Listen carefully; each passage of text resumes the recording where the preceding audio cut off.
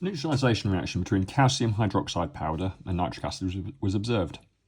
The powdered alkali was slowly added to 50 cm³ nitric acid until the reaction was finished and the alkali present in excess. Explain the shape of the graph.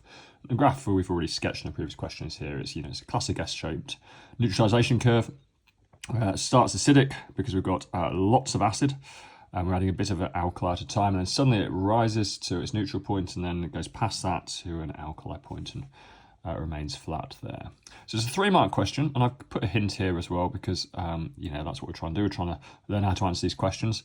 We need to put a sentence about the start. Why is it acidic at the start? We need to put a sentence about, I've said the middle here, but we need to do a sentence about the neutralisation reaction.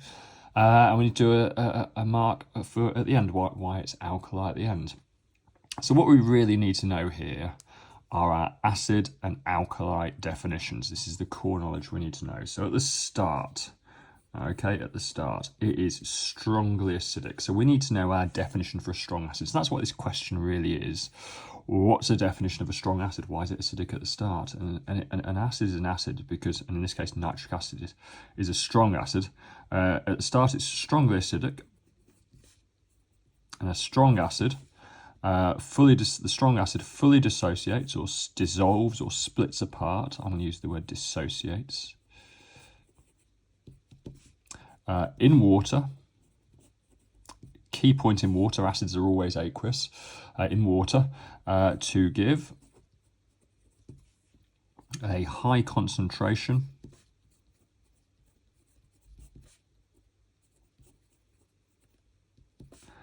of hydrogen ions.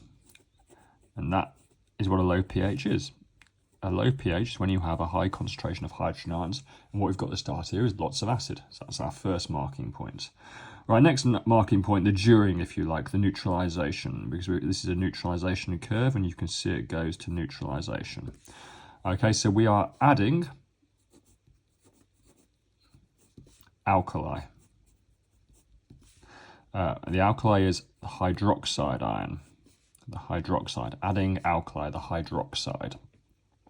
To neutralise, so we need to get this point in here that we're neutralising the hydrogen, to neutralise the hydrogen ions, the acids, to neutralise the acid, the hydrogen ions. Okay, and that produce water, and water is of course neutral. So we could do an ionic equation here, just to to really ram home the point. The hydrogen ion from the acid, which happens to be aqueous, reacting with the hydroxide ion, which in this case was solid, and it's going to make water, H2O. Liquid. There's our ionic equation. And now the after. Strongly alkaline. Well, we've gone past the neutralisation point. We've added an excess of the calcium hydroxide solid. Okay, and so after it's a strongly alkaline. Strong alkali. Strong alkalis again fully dissolve in water to give a high concentration of hydroxide ions, OH minus ions, they're hydroxide ions. And so that's our marking point there for saying we've got lots of hydroxide ions at the end, and that's why the pH is above 8, between 8 and 14, because there's a high concentration of hydroxide ions. Just looking at this answer now, so we've got our start and our after. I think probably what we should just put at the end here is that at the start, the strong acid fluid dissociation water to give a high concentration of hydrogen ions, so what we really need to do is just quickly link that to the pH, hence low pH, pH 1. Let's put that in brackets, pH 1.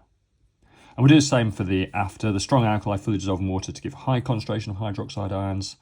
Let's put in here, hence high pH. So the alkali pH. So that's like pH 10. 8 to 14 will be fine. All these questions and more on elshamhighchemistry.com.